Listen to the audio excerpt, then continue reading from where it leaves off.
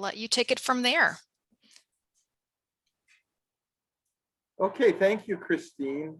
Good afternoon, everyone. I'm going to present to you today. I'm going to share my PowerPoint. I am Neil Grimes, the Education and Curriculum Materials Librarian at the David and Lorraine Cheng Library, coming to you from William Paterson University. Do you want me to stop sharing? Oh, there you stop sharing the poll results, Neil? Yes, that would be okay. great. Thank you.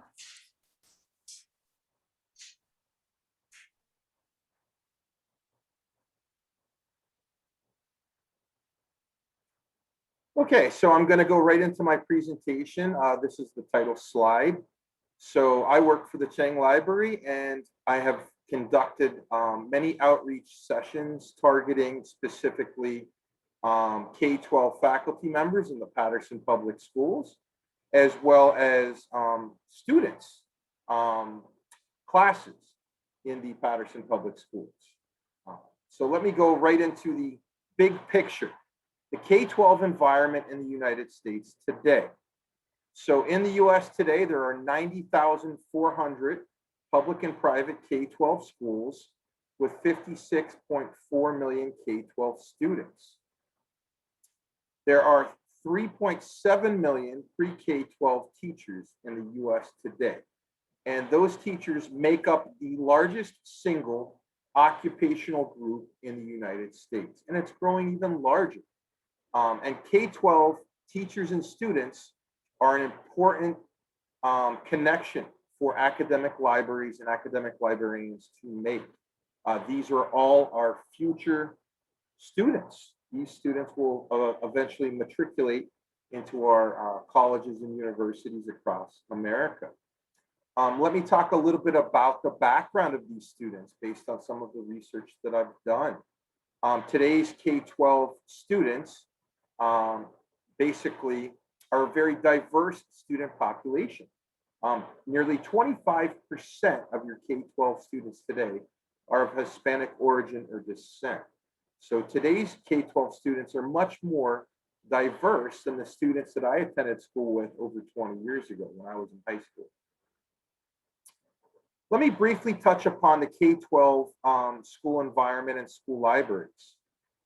So I've actually looked at a report that was published by the American Library Association, and this is where I got some of the statistics I'm going to share with you.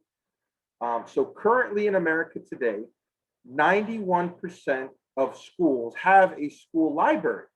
However, only 61% of school libraries have a certified full-time school librarian. So there is a lack of school librarians in our K-12 community. 60 plus research studies that have been conducted show the real impact that K-12 schools that are staffed with a certified librarian make on the success of students. And this was one of the quotables from the report. Students in high poverty schools are twice as likely to graduate when a school library is staffed with a certified school librarian. So there is a great need for more school librarians and a great need for librarians and library services at the K-12 level. Today's presentation kind of focuses on my unique experiences in New Jersey and working with the Paterson Public Schools and the teachers and students in that specific district. The state of New Jersey, I got these stats from the New Jersey Department of Ed. The state of New Jersey currently consists of 584 school districts, over 2,516 K-12 schools, that's public and private. 1.37 million students make up the public school system, and 51,994 students make up your charter school system. The students in New Jersey schools are very diverse, maybe much more so diverse than a lot of other states, based on the data I've looked at in the state of New Jersey. Now I'm going to kind of make that connection to academic libraries and the level of outreach that is maybe currently being done or not done from academic libraries connecting with the K-12 schools, teachers, and students. So according to my research that I pulled from the American Library Association, there are 3,094 academic libraries across the United States today. And some of the research I wanted to call to light, specifically an article written by Laura Sanders that was published in 2015 in the Journal of Academic Librarianship, that looked at 63 ACRL institutional strategic plans. And those plans were from 2011 in terms of their value and the impact that they were having. And in looking at those strategic plans, Sanders found that only 27% of those academic institutions were looking at opportunities for engagement with external partners, so partners outside of the university. Those partners could be community organizations, museums, they could be connecting with international organizations. So not all of those partnerships, external partnerships, were exclusively with the K-12 schools. So now I kind of want to talk a little bit about the strategic plan of the David and Lorraine Cheng Library and how we have identified the need for outreach to K-12 faculty and students. We've done this through an external partnership with K-12 schools in our geographic region, which is in northern New Jersey, that we serve. And I think it's important for all libraries to ask themselves two questions based on what I've just talked about. Question one is this: should academic libraries be looking at establishing or increasing outreach to K-12 schools? And in establishing maybe an initial partnership, should that be written into your library's strategic plan? That's kind of important to note. The second question is this: should academic libraries be making external partnerships with K-12 schools in their region be part of their specific library strategic plan? In my professional opinion, the answer to that second question is yes. It is necessary now more than ever, as the nature of education has really been transformed as a result of the COVID-19 pandemic, and many K-12 teachers and students have been learning in this virtual world, this remote world, and there is technology in place to help to make that outreach happen. So let me talk about 4 points that I think are very important to kind of further emphasize the need for academic library and school partnerships. First is connection. The connection that academic libraries can make with K-12 schools are going to lead to positive and successful academic outreach and outcomes for those students. It'll also kind of highlight the university and the academic library, the work of academic librarians and research, and the type of work that is done when students matriculate to higher education. Next, I want to talk about impact and focus on that. The impact that your outreach will have on students' academic performance at the K-12 level, and also on the teaching of the K-12 faculty members. One of the main points of my presentation I want to talk about today is virtual professional development, how we can support K-12 teachers in providing them with resources that will enhance instruction, whether that's in-person instruction, hybrid instruction, or virtual instruction, which kind of lends it to the next point: supporting the outcomes for students and for faculty, and supporting students' future success as they come to our institutions. Skills development. I think this is something that really I want to hit home on, that students that attend schools that don't have school librarians really need help with project-based learning activities and skills development. So that was the point and purpose of me kind of talking about the lack of school libraries, the lack of school librarians, and the need to make this connection. So I want to talk specifically now, go into our outreach, the level of outreach that we do from the Cheng Library in Northern New Jersey. And our strategic plan explicitly supports that type of outreach and the partnerships that we have with K-12s in our geographic region.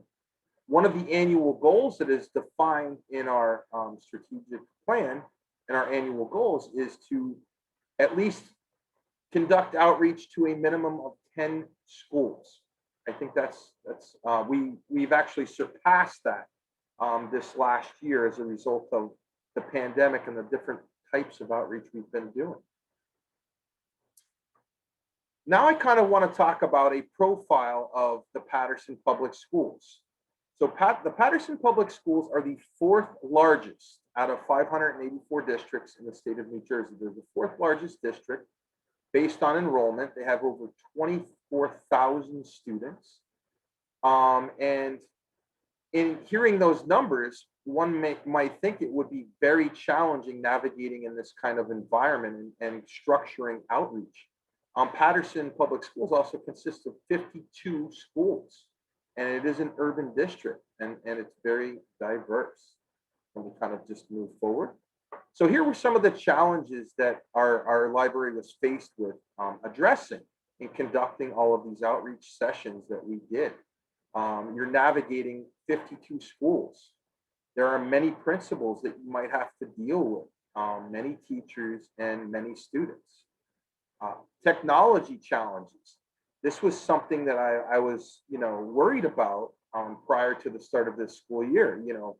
How can I navigate using the technology that's available to best provide this library outreach from the Cheng Library with my colleagues. I wasn't the only librarian involved in the outreach activity.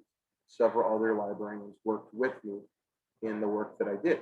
Communication challenges. Would I have to sift through hundreds and hundreds of emails? And the answer to that question comes in my next slide, which is the key to outreach in the Paterson Public Schools. I was able to connect with a higher level district administrator. I provided a picture of her. Her name was Rita Rute. And I basically, proposed a lot of outreach ideas and outreach activities to her. And she's the one that connected me with district level curriculum coordinators, district level principals, and school level teachers. So she was the real key in helping me to navigate and facilitate all of the outreach activities that I'm going to talk about as I go through this presentation in the Paterson Public Schools. So here is pre-pandemic, 2019 to 2020. So the model of most academic libraries pre-pandemic was either to invite classes to come to our university library or to make in-person visits.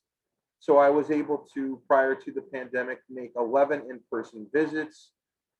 Those visits were to provide support for AP seminar courses, as well as some other AP classes, and work with students at one high school specifically that had every single 9th and 10th grade student involved in working on a National History Day project. You're talking over 250 students that were involved, and I was able to make several visits to that specific school to support the students' research and activities associated with the construction of their NHD projects.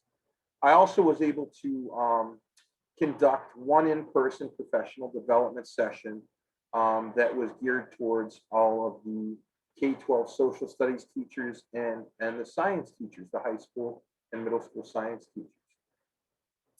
So now I'm going to talk about, once the pandemic hit, how we were able to pivot and we were able to increase the level of outreach. I think that was due a lot in part to the fact that I had access to Google Meet and Google Classroom as well as access to Zoom. Those platforms really helped to increase the level of outreach and support to the Paterson Public Schools. I conducted over 12 library instruction sessions supporting AP seminar and AP research courses. Myself, along with my colleagues, several of my colleagues at the Cheng Library, were able to conduct 4 distinct virtual professional development sessions. I was able to conduct 2 very unique single school professional developments targeting a high school faculty audience. Myself and one of my colleagues were able to hold virtual workshops, NHD workshops, to support students at one school that the focus was really on NHD. It was for the entire 7th and 8th grade classes at this middle school where I worked with them. 22 of those students went on to compete at the state level, which will be held this May. So now let me talk a little bit about the question everyone's kind of probably curious about. So how did I use virtual tools to make all of this outreach happen?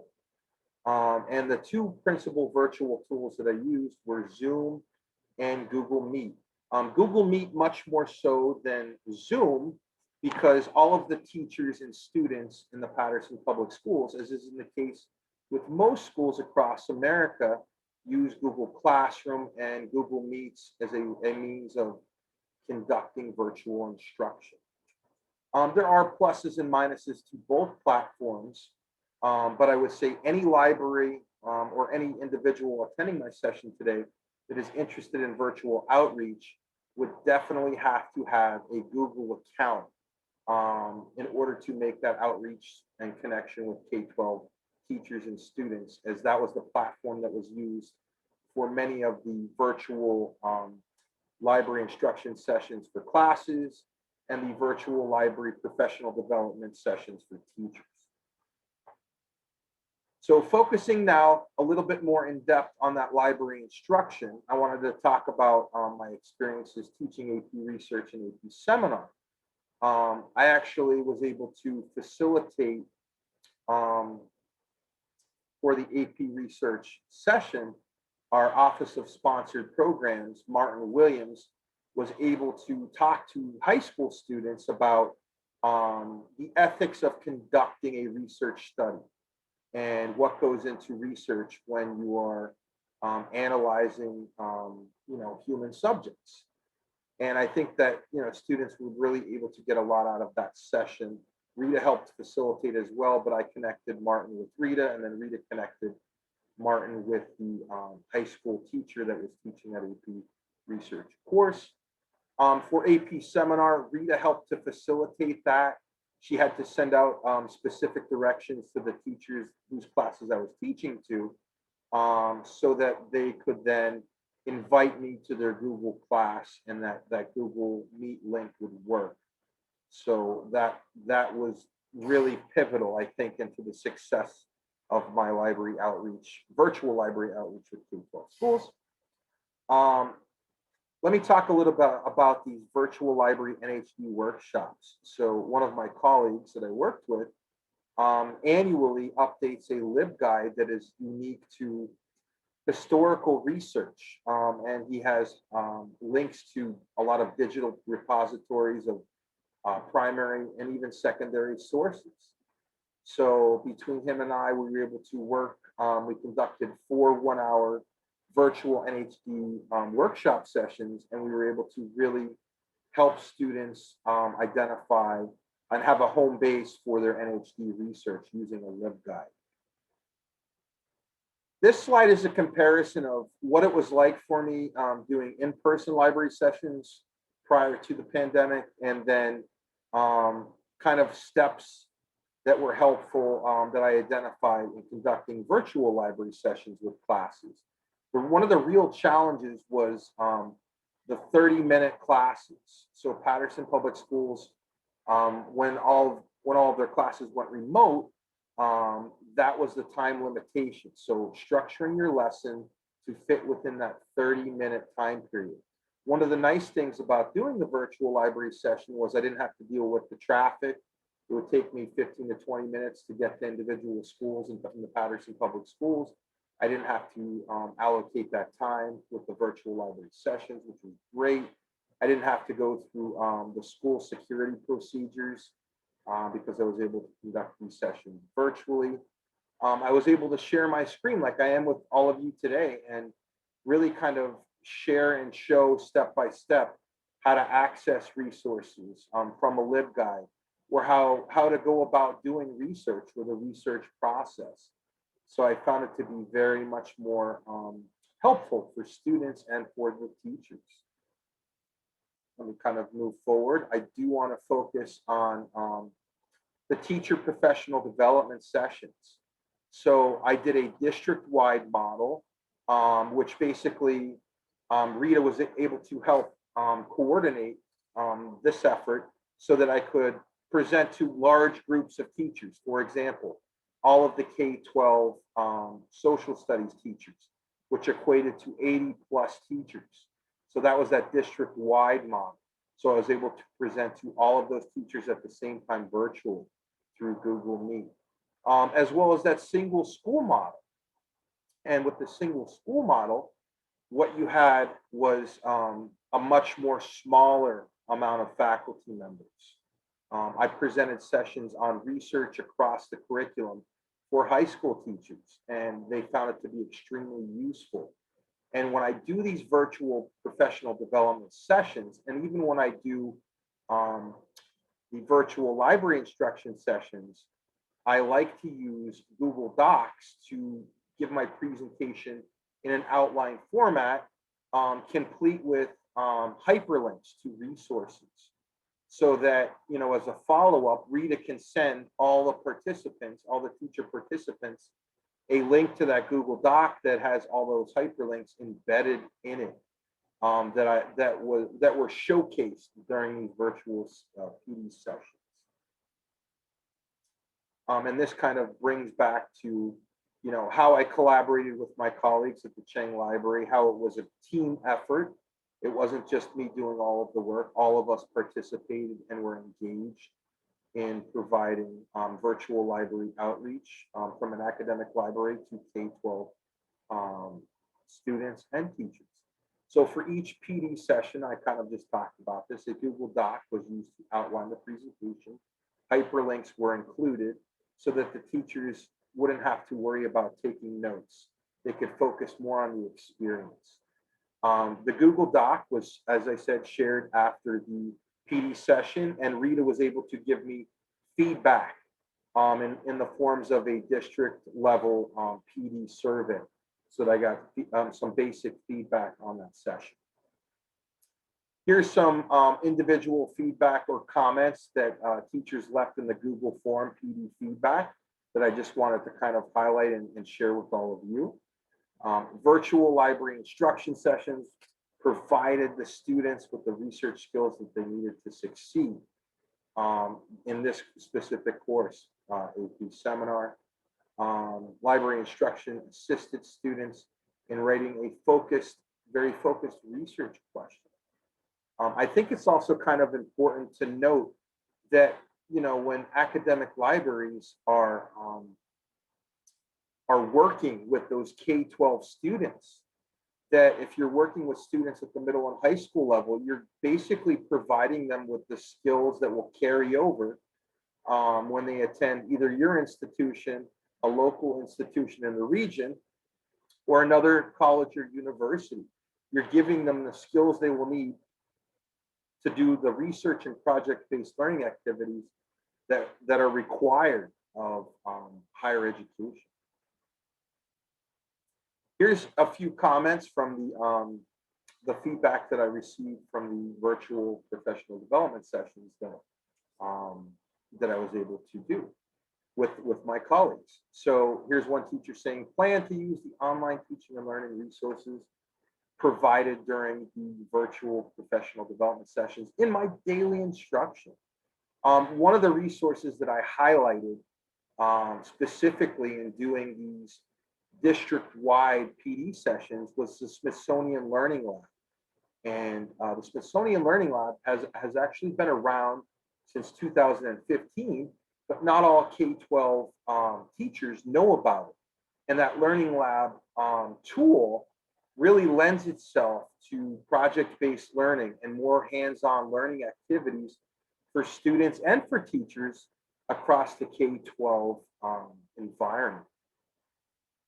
So another quotable, I thought this was helpful. I did generate a LibGuide. This was one of the goals that I had going into the year that was specific in providing resources to help parents, to help K-12 faculty members, to help our own faculty members have access to resources that would help facilitate remote and virtual learning. So I do include a link later on to that LibGuide. And that is a LibGuide that I actually used a lot at these virtual PD sessions. So I briefly want to talk about the future directions of library outreach in the Paterson Public Schools. So the future directions for myself and my colleagues at the Cheng Library. We plan on continuing to provide virtual library outreach, as well as some in-person outreach. I miss that traditional classroom setting once the COVID-19 pandemic ends.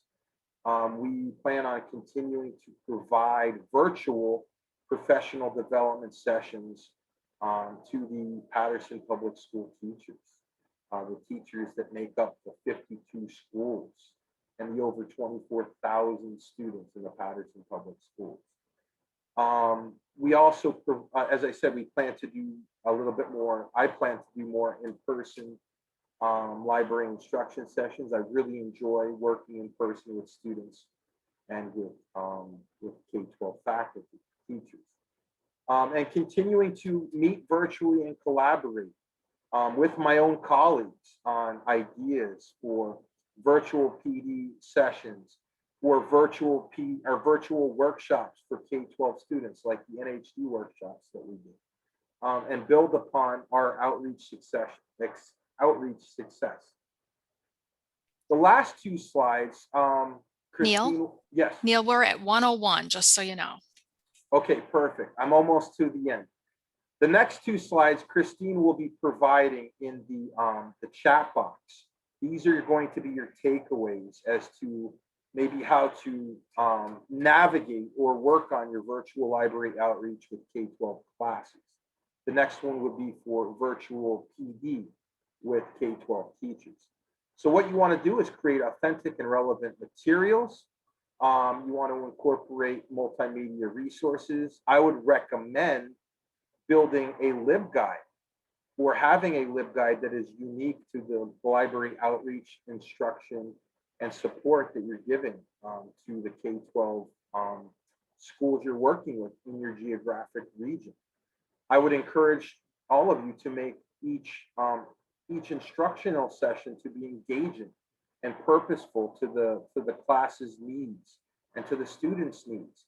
So once Rita had actually introduced me to the faculty I'd be working with, I then could email them and very much so customize the instruction that was needed for that class and for that teacher. So that's very important. Sharing the screen for virtual instruction purposes, very helpful. Laying out goals, kind of, using an outline of what you're going to cover, whether it's in a 30-minute period or many of the virtual PD sessions we conducted were 1 hour sessions, and we made the most out of each minute that we had. Another suggestion, I think this is kind of important to emphasize too, and I would tell the students this as well, keep a learning log. So every time I visit, keep a learning log of that experience and what you learned and reflect on that. And that will help you to build upon the skills that I shared with you and the skills that you first learned as a result of my instruction. This is more specific to the virtual teacher PD sessions. So I want to kind of emphasize, the importance of your library communicating with whatever school administrator. I think it's very important to communicate with the principal first before reaching out to individual teachers. The principal or school administrator will help facilitate all of your library outreach activities for that specific school you're working with, whether it's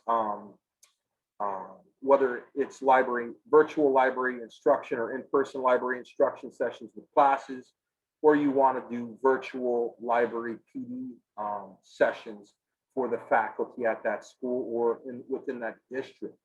So that key person, that key contact is the school administrator. Identifying, it's important to collaborate with all of your colleagues. It shouldn't be just one individual librarian conducting outreach. It should be a team effort. The third point I want to address is content areas, grade levels, and resources. So you need to kind of identify, what groups of teachers do you want to work with, what grade levels and what resources do you think are important to help those teachers with their instruction. And let me state this too, with virtual PD, all the teachers that are learning from the academic librarians, it has this multiplication or multiplier effect. So all of these teachers can take these resources and then use them with all of their students. When I was a classroom teacher, a social studies teacher, I had 130 students. So imagine if you work with 130 teachers that each are working with 130 students on a daily basis, multiply those two numbers together, and that's the effect and impact that your professional development sessions can have. Again, the use of LibGuides, the use of Google Docs, and having the administrator give surveys and feedback on your virtual PD sessions. So I'm going to leave this up very briefly. I want to field questions for the last 5-6 minutes. This is just kind of a wrap up of my presentation.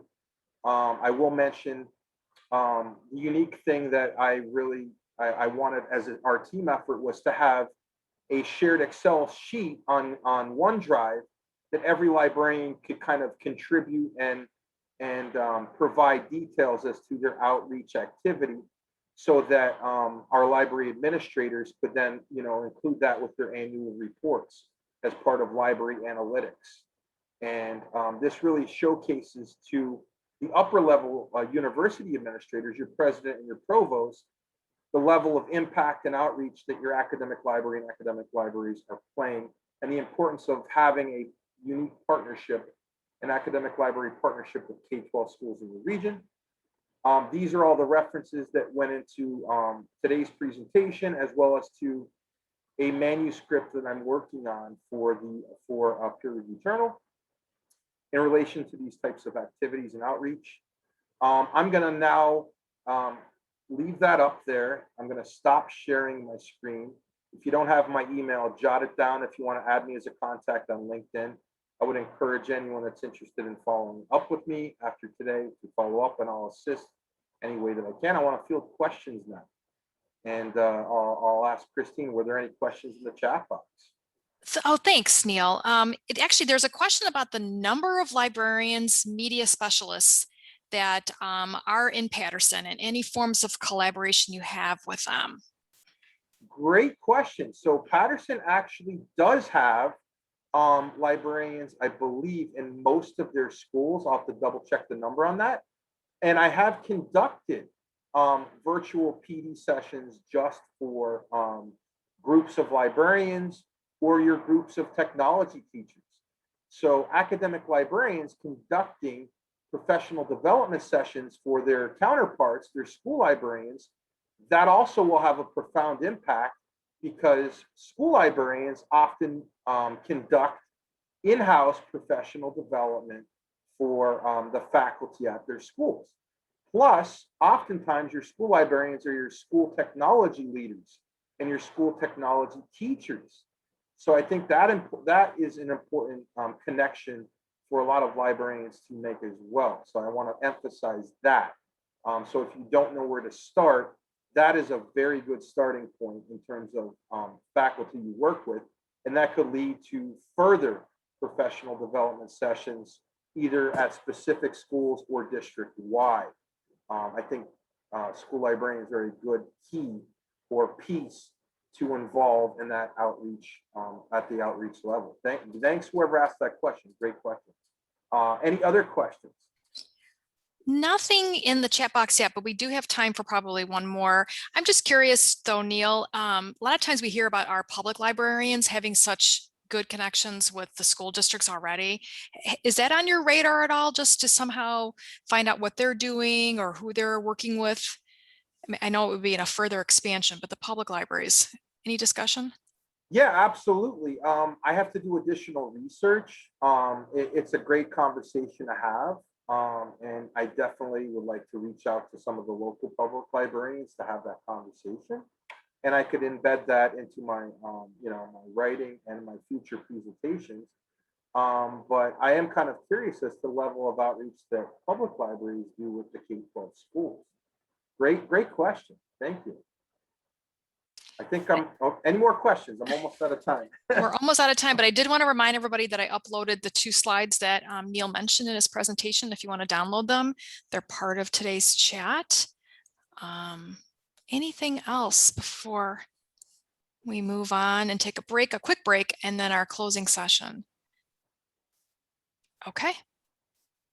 Seeing none, Neil, I think we will close out today's session. Thank you very much for your preparation and your sharing and being a part of our Information Literacy Summit 2021.